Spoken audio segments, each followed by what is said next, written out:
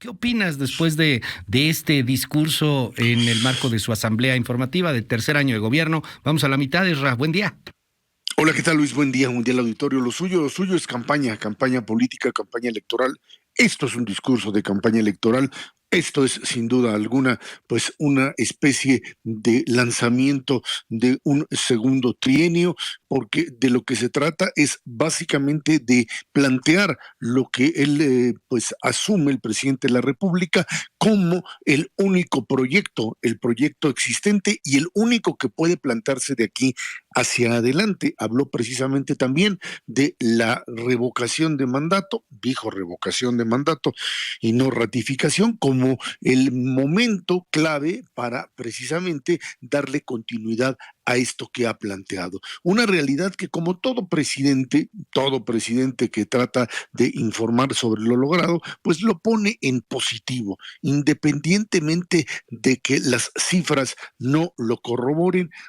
Cada uno de estos actos o cada una de estas interpretaciones que realizó el presidente trataron de manejarse frente a una masa que ya sea que vino a pie o en camiones que fueron trasladados por el partido Morena o por otros segmentos, terminó, Luis, por convertirse en el mayor acto de campaña bien organizado, bien armado, en medio, por supuesto, también de la crítica por el tema de la pandemia. Se trata de una visión, la visión única, la visión del enemigo neoliberal, la visión de los traidores que de alguna manera intentaron imponer un modelo para robarse el país, los neoliberales que a partir de su interpretación dijo, pues lo que hacían era irse hacia un modelo de crear riqueza, y ese es el punto fundamental, crear riqueza no para distribuirla, sino para quedársela. Por eso el pues epíteto de a irse al carajo, porque representaban, Luis, definitivamente una especie de pues engañadores de la realidad, de estafadores que de alguna forma están por irse. Ese es el hilo conductor de este tipo de discurso. ¿Qué es lo que encontramos o qué es lo que podemos concluir? ¿Qué es el discurso que le ha dado a López Obrador una enorme popularidad?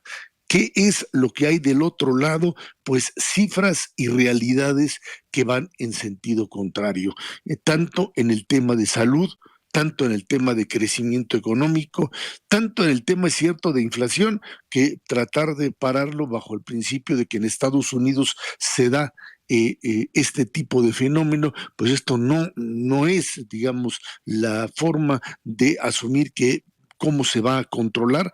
Finalmente, lo que tenemos como realidad es un deterioro del nivel de consumo de los mexicanos, ahora por efecto también de la propia inflación. Tenemos una recuperación lenta del empleo y un salario que ha sido consumido también en buena parte por la propia inflación y por una pandemia para la cual no hubo estímulos para empresas y para los propios habitantes para que pudieran defenderse de la misma. Es cierto, programas sociales clientelares que inundaron el país de una enorme cantidad de recursos y pues la magia de lo hecho en los Estados Unidos, que es el haber repartido ahí sí cantidades monumentales de dinero que terminaron llegando a México y con ello pues agradecerles a los conciudadanos o nuestros eh, eh, sectores mexicanos que del otro lado de la frontera terminan por pues financiar prácticamente a lo que sería el combate a la pobreza en nuestro país.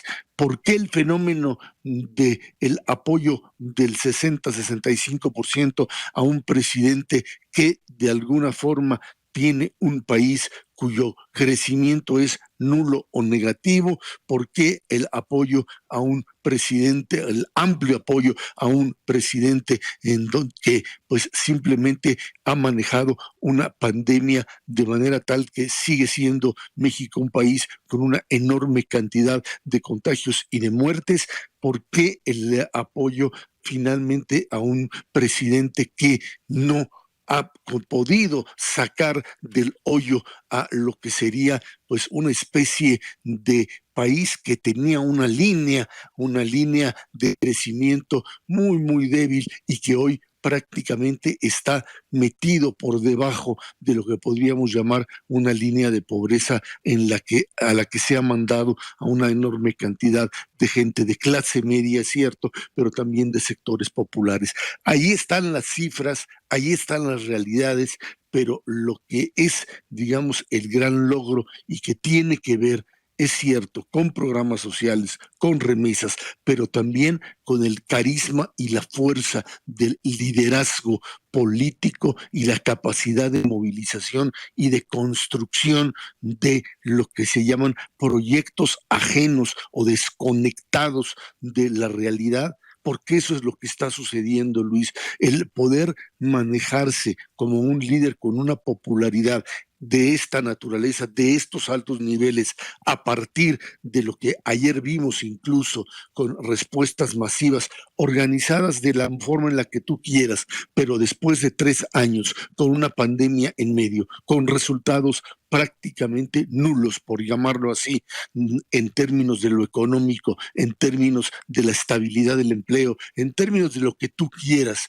¿Sí? Los logros son mínimos, si no es que nulos. Sin embargo, ahí está la fuerza y el poder de un hombre que supo manejar y que sabe manejar el discurso político de manera tal que tiene un apoyo de amplios sectores de la población, una especie de nuevo caudillo que definitivamente pues no sabemos si tiene la capacidad de trasladar su propio carisma y su propia fuerza política a su movimiento. Según las elecciones de este año, pues no fue así, por lo menos no en la misma proporción, pero lo que sí queda claro es que el escenario social y político del país, el tema de la seguridad y otros más, no van en esa línea. El país color de rosa que se planteó ayer, que todos los presidentes plantean, pero que en este caso se está llevando a un nivel extremo, simple y sencillamente habla de esa verdadera esquizofrenia que se vive en este país, de un deterioro de instituciones, de un deterioro del nivel de vida, al mismo tiempo que se tiene a un presidente que en medio del peor panorama político, económico, obtiene uno de los niveles más Claro. altos en términos de popularidad. Gracias, querido Ezra Chabot. Te seguimos ahí en @ZChabot. Muy buenos días. Gracias, Luis. Buenos días, Arolito.